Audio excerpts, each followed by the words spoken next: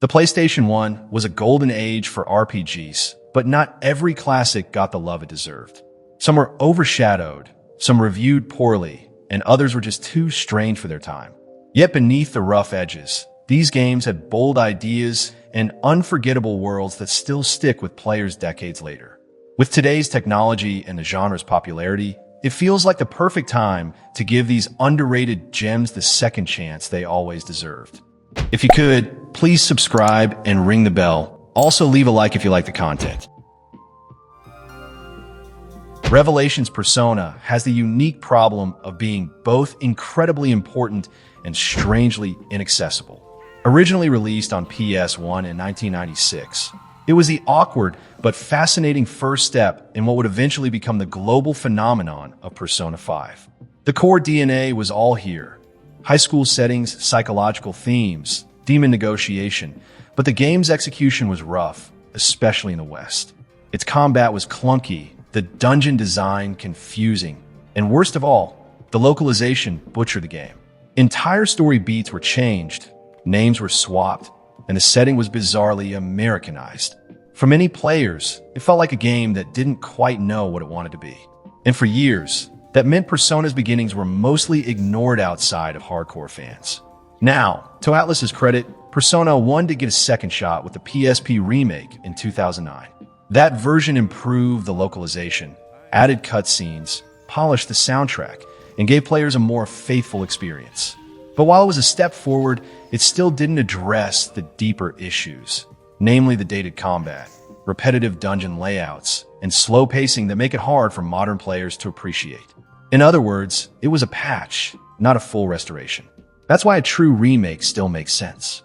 With today's popularity of Persona, it's the perfect time to revisit the origins and do them justice. Imagine the story retold with updated visuals, faster battles, and a properly localized script that captures its themes of identity, fear, and self-discovery without the PS1 era baggage. Fans would finally get to experience the first entry in the series as more than a historical footnote. It could stand proudly alongside its successors. If you owned a PlayStation in the late 90s and wanted something like Zelda, Alundra was the closest you could get. This action RPG put you in the role of a boy with the power to enter people's dreams. It sounds whimsical, but the tone of the game was anything but lighthearted. What started as a familiar adventure quickly turned into one of the darkest and most emotional RPGs on the console. The dream-walking mechanic wasn't just a gimmick. It let the developers craft puzzle-filled dungeons that twisted logic and reality. Some were clever, some were brutal, but almost all of them required patience and thought, making the game feel closer to a true brain teaser than most action RPGs. And when you weren't solving puzzles, you were watching the townspeople suffer through nightmares that reflected trauma, guilt, and despair. For a game that looked bright and colorful at first glance, Alundra hit players with surprisingly heavy themes. That mix of challenging gameplay and emotional storytelling is why fans still swear by it. But it's also why many others bounced off. The puzzles could be frustratingly difficult, sometimes more punishing than fun. Combine that with a steep difficulty curve in combat, and it earned a reputation for being one of the tougher RPGs on the PS1. Critics at the time admired its ambition, but didn't quite know what to make of the tonal whiplash. Still, it's that very boldness that makes it a cult classic. It wasn't afraid to tell a story where not everyone could be saved, where failure had consequences, and where the weight of nightmares felt all too real. A remake could refine the punishing puzzles without losing their cleverness, streamline combat, and reintroduce players to one of the PS1's most overlooked adventures. For fans of action RPGs, Alundra deserves to be remembered not as a Zelda clone, but as its own dark, daring experience that pushed the genre in directions few others dared. Released in 1998 by Atlus, Cardia: The Word of Fate was one of those RPGs that slipped through the cracks, overshadowed by bigger names like FF Tactics. On the surface, it looked like another strategy RPG with grid-based combat, but it had one standout twist. Everything revolved around magical Cardia cards. These weren't just for casting spells. You could summon equipment, allies, and even reshape the battlefield with them.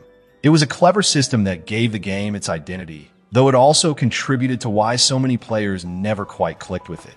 It offered two parallel storylines, letting you play as either Toxa, a noble knight, or Lacrima, a priestess with her own struggles. Their paths overlapped, but gave different perspectives on the game's events. This narrative duality was ambitious, and paired with character art from Yoshitaka Amano, famous for his Final Fantasy work, it gave the game an artistic flair few other titles could match. The hand-drawn aesthetic still looks striking even today, but the gameplay was divisive. The card system was innovative, but it could also feel repetitive. Summoning phantoms was essential, yet managing them sometimes bogged the pacing down. Critics at the time found it too slow, too niche, and not as polished as its tactical RPG peers. The translation didn't help either, with awkward phrasing that dulled the story's emotional edge. Still, it has qualities worth revisiting. Its thematic exploration of fate, choice, and sacrifice was surprisingly deep for a game that didn't get much attention.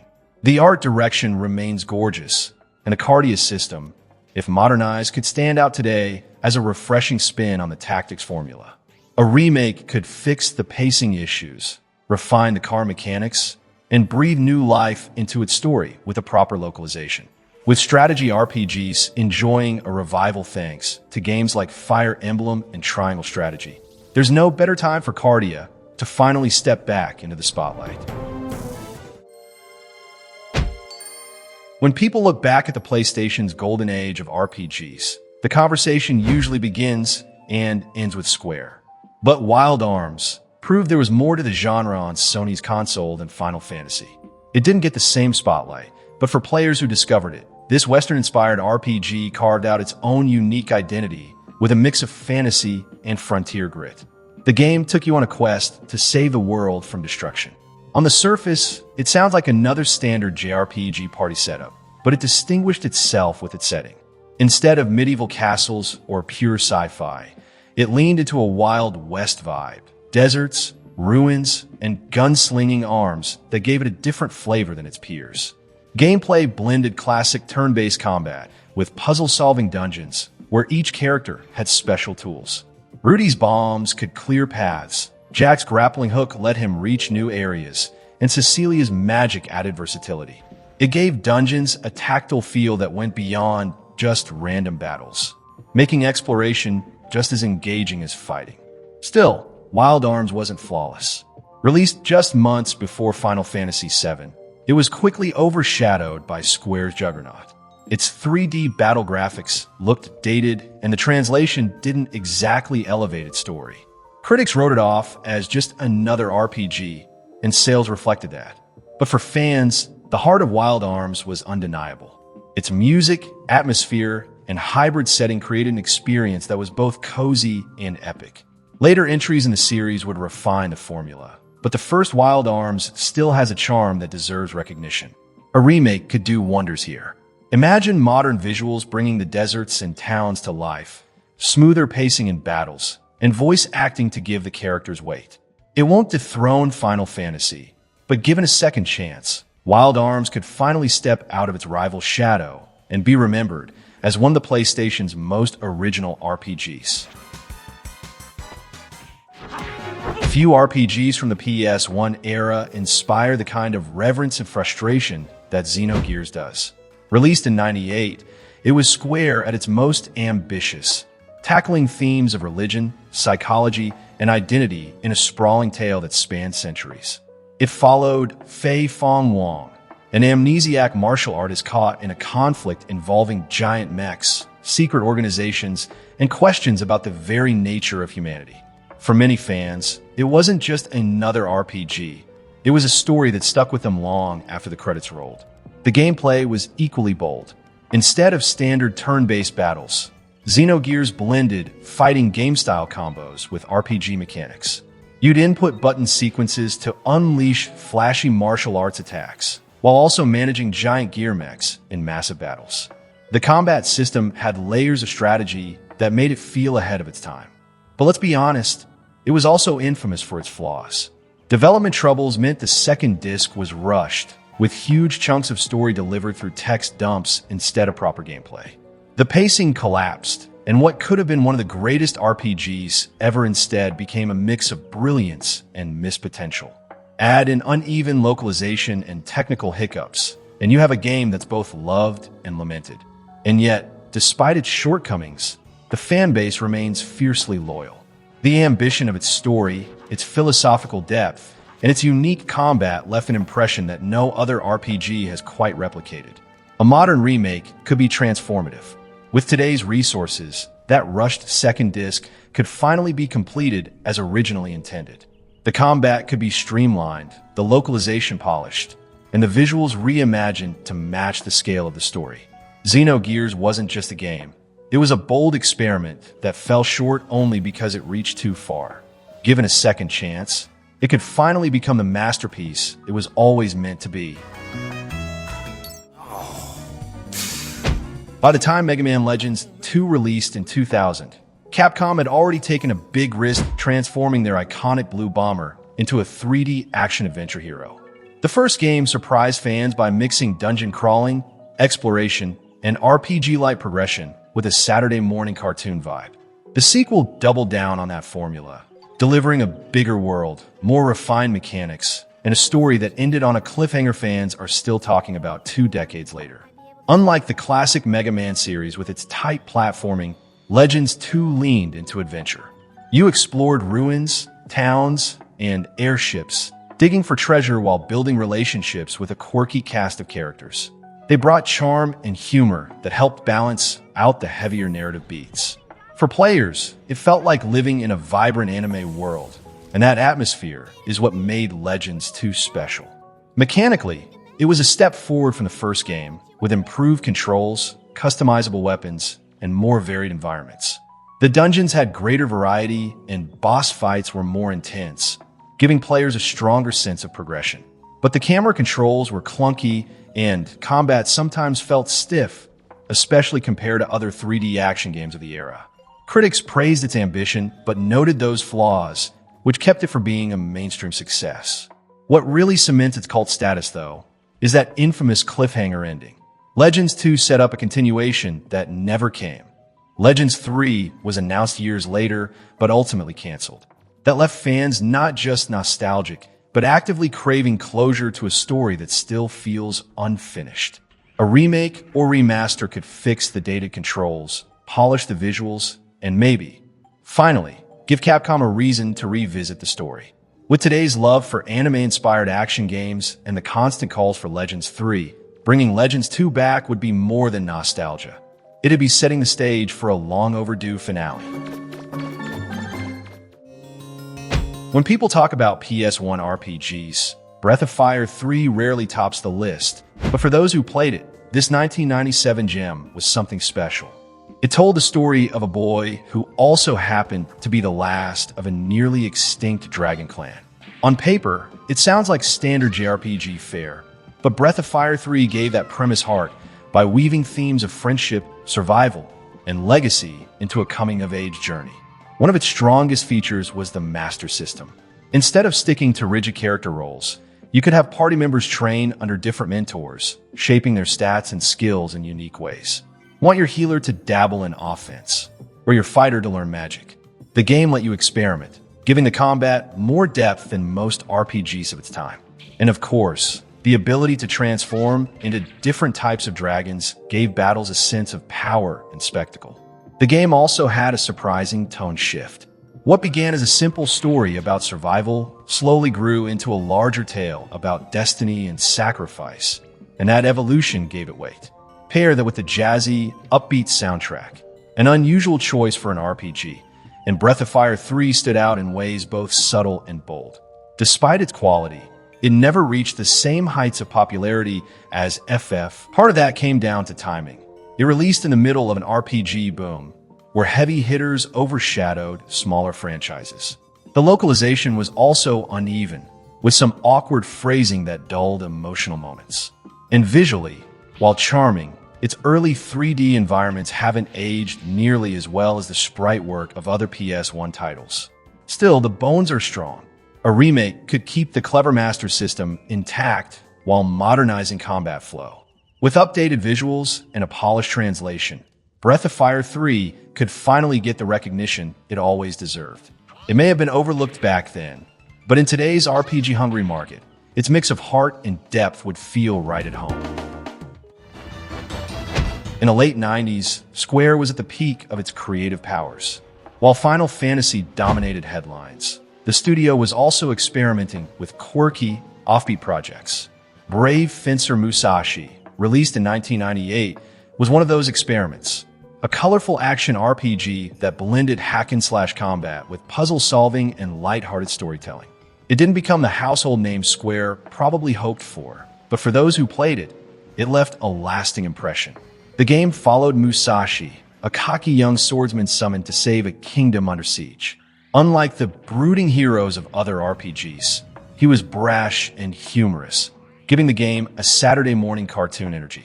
The dual-sword combat system stood out. Musashi could wield his main blade while absorbing enemy abilities with a secondary one, creating a mix of fast-paced action and strategy. It wasn't as deep as later action RPGs, but it was undeniably fun. What made it really shine was its personality. The world was vibrant, the humor charmingly goofy, and the story never took itself too seriously. But that same tone also worked against it. Some critics at the time dismissed it as too childish, especially compared to Square's more serious RPGs. Add in some clunky camera angles and a difficulty curve that spiked in weird places, and the game struggled to stand out in a stacked PS1 library. Yet today, those quirks feel more like charm. The upbeat energy, colorful design, and experimental combat make it unlike anything else Square was producing at the time. A modern remake could smooth out the rough edges, tighten the action, and reintroduce this game to a new generation of players who've likely never heard of him. Brave Fencer Musashi quietly proved that Square could do lighthearted action just as well as epic fantasy. It may not have defined the PS1 era, but it deserves a second chance to shine. Before Shadow Hearts became a cult favorite RPG series on the PS2, it all started with a strange little PS1 experiment called Kodelka. Released in 1999, it blended the grim atmosphere of survival horror with turn-based RPG mechanics. Imagine wandering through a haunted 19th century monastery, solving puzzles like in Resident Evil. But when monsters attacked, the game switched into a full RPG battle system. It was an odd mix, but it gave it a personality unlike anything else on the console. You played as a psychic medium investigating supernatural events in Wales. The story was moody, dark, and dripping with gothic horror vibes, carried by strong character interactions and cutscenes that leaned heavily on atmosphere rather than bombast. For players who were used to bright, heroic RPGs, it felt daring. This was closer to a ghost story than a fantasy epic. But as much as its ambition stood out, the execution was rough. Combat was painfully slow, with long animations that killed the pacing. Encounters came too often, dragging exploration to a halt. And while the story had weight, the gameplay balance made it hard for players to push through to see it all. Critics at the time didn't know what to make of it. Too strange for mainstream RPG fans, too clunky for survival horror fans. Still, Kodelka left its mark. Without it, there would be no Shadow Hearts, no quirky blend of horror and role-playing that those PS2 games perfected.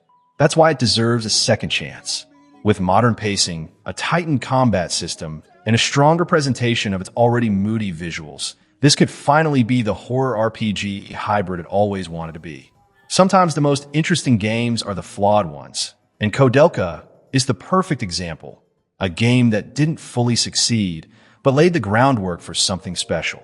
A remake could finally give it the recognition it never quite earned.